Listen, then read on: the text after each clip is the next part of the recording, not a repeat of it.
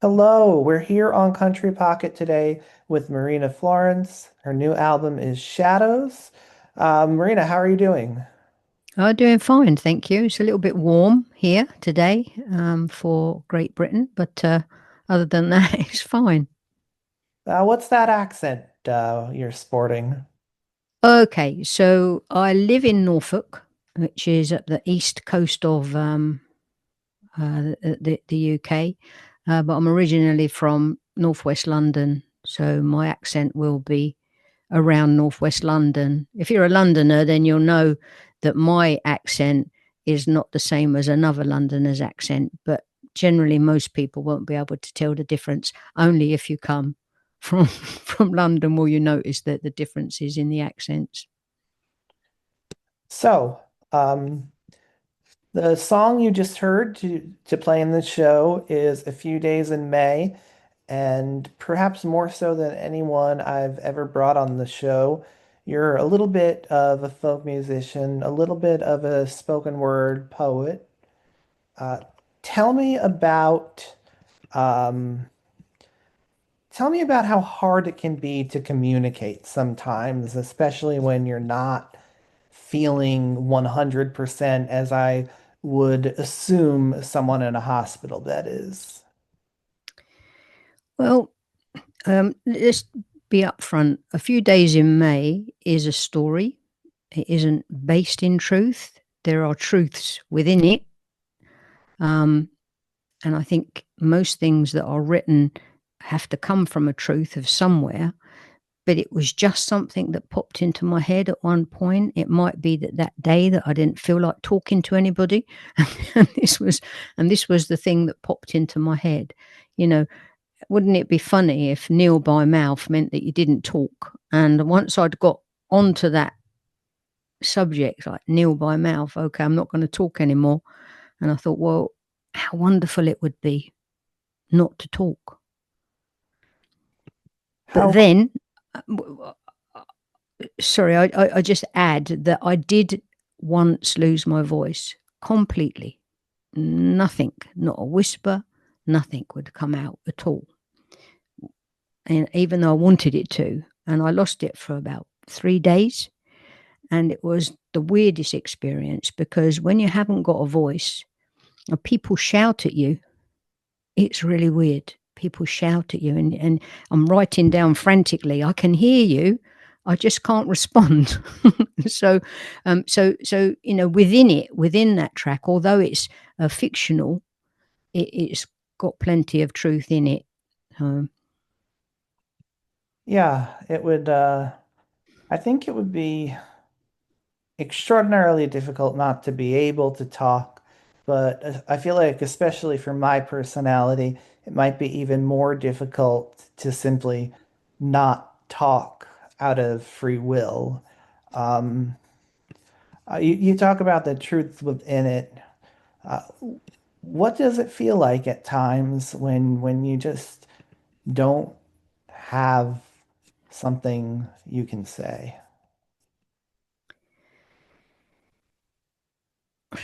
I think that if you sometimes life, I won't use any expletives, but sometimes life is so oppressive. And no matter how many words you use to, to ask somebody not to do something, or what's happening in the world, or no, it doesn't matter what you say, they make no difference. It doesn't matter how hard you shout, or the reasoning that you have, or any of this, it makes no difference. And I think that it makes a lot of us shut down to the extent where we just think, I'll say nothing. It's painful, I think, to watch what goes on, and it does make you feel like that. I'm just not going to talk. Yeah, I don't know. That's it. I think I would agree with you. There are certain topics that I don't broach often or as often as I used to, not because I don't feel passionately about them, not because I can't explain clearly what I'm thinking about them, but because it just it's overwhelming and I'm not sure what would matter even if I shouted from the rooftops, you know? And also, I think that people have become, it seems impossible now to have just a discussion, just to be able to talk and share your views, because there's always somebody in the room or somebody somewhere that wants to shout it down when all you're trying to do is express a view.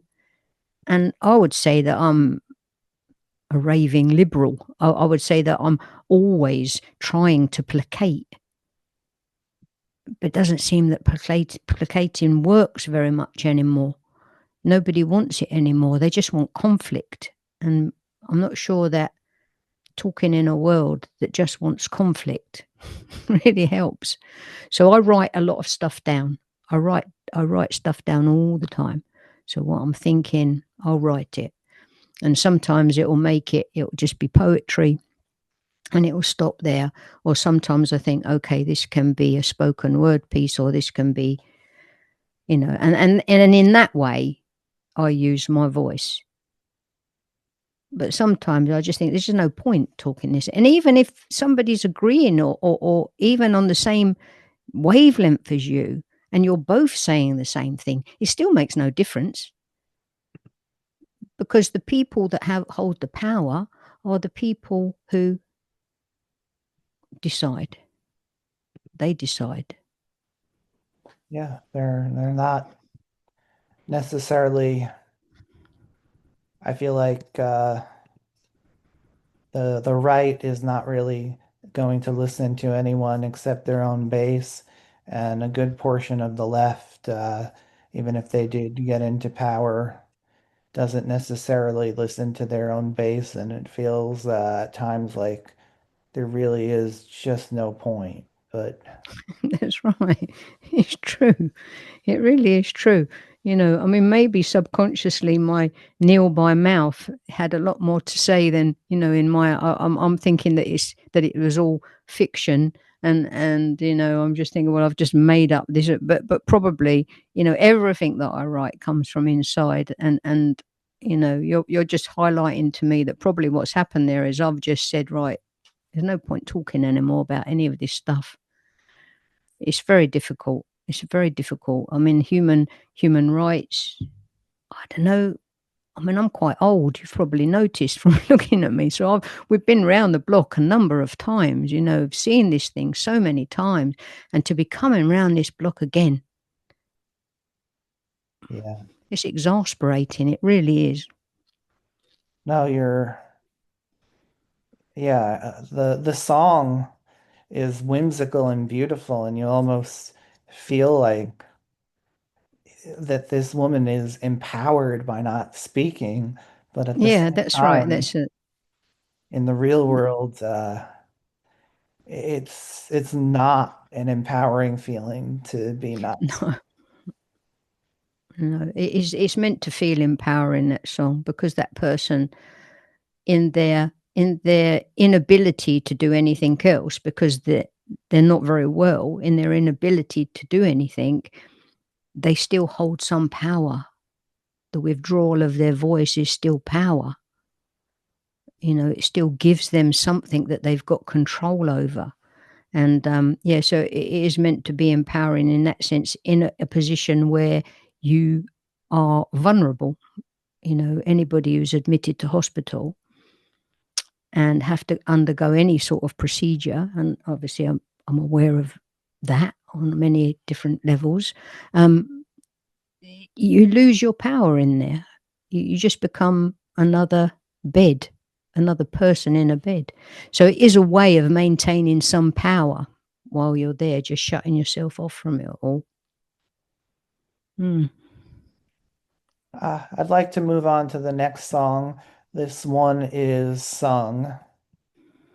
Uh, talk about why you chose shadows as a metaphor for mental struggles.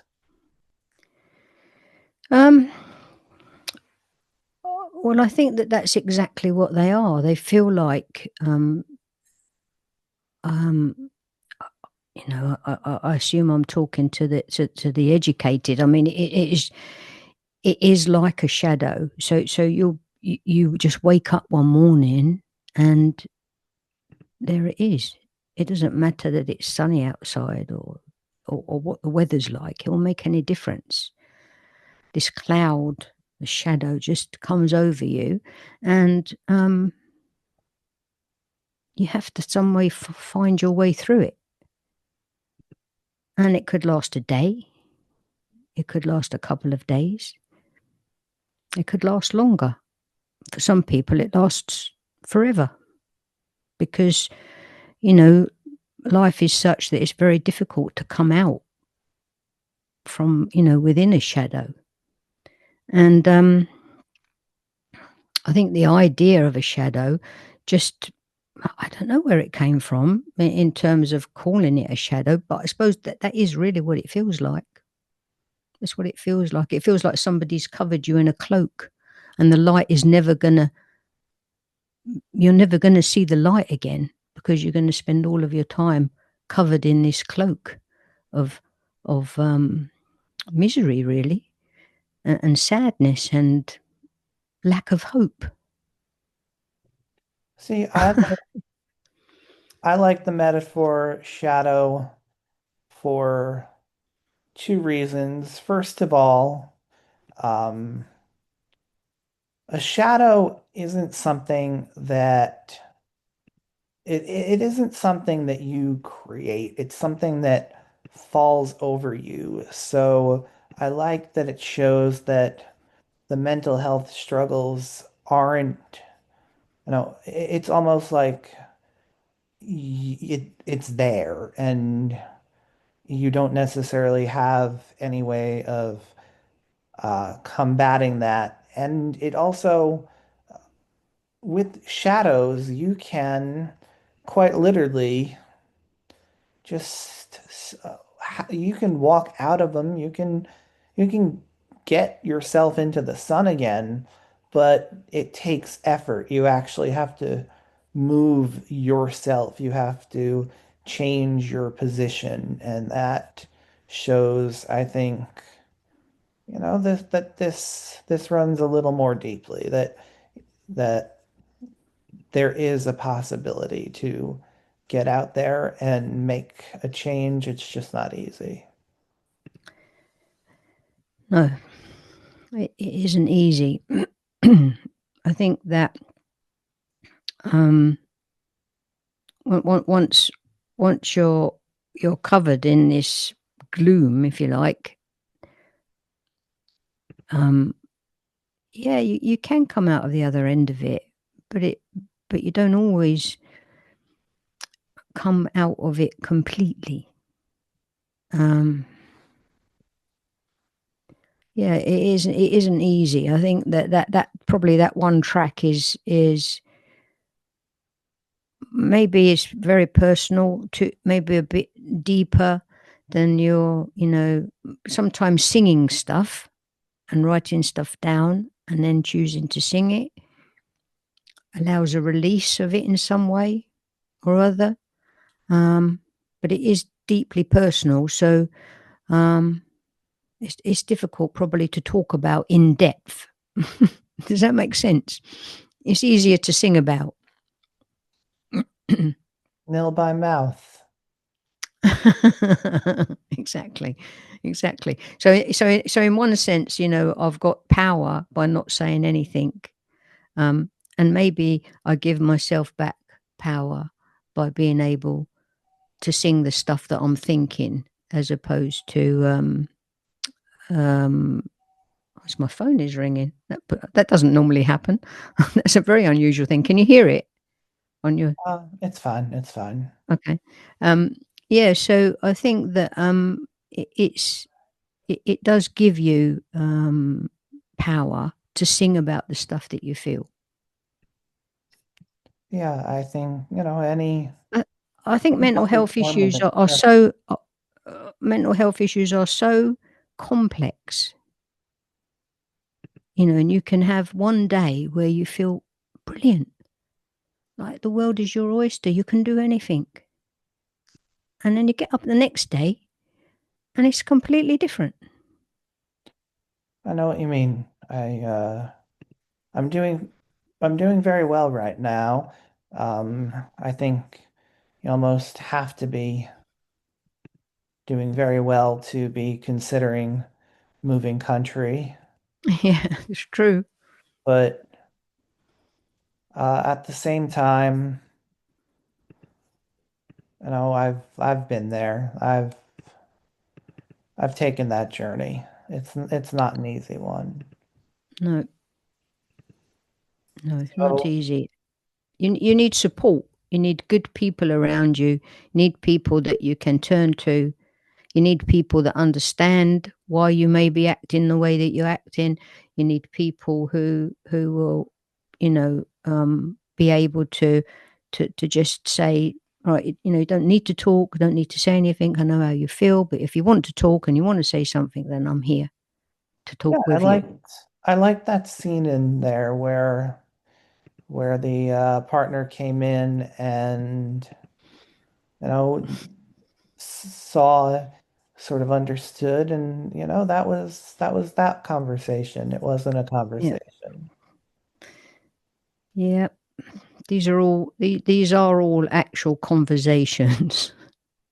They do actually happen. Um, I think that honesty in music, I think if you really believe in what you're writing and there's honesty in music, then it will touch other people because really, deep down, we are mostly the same. Most people will be suffering in the same way. Most people have these issues. It isn't unusual, which is a shame, but that is the case. So, It is a shame. And with the shadow, there are days when it gets cloudy and the shadows are just absolutely everywhere. And uh, you know, uh, there are certain times when I feel like, okay, is it me? Is it me that's sad, or is this just, you know, is this just an era where, the sun is literally not shining quite as much? I I think that I think that we not only do you have your own personal struggles within your own just living day to day. So there's that struggle. I think that life becomes even more difficult when you look outside of your own life and you see other people struggling. And to have a constant 24/7 news showing you the struggles of other people can you know, really, really impact upon how you feel that day as well. Well, it does for me personally, because when I look at these things, I can feel them inside. I feel it. And it's hard because we don't really have any control. We only have our voices if we choose to use them. And It's that's all we not have. it's not necessarily fun being empathetic, is it? No, it isn't.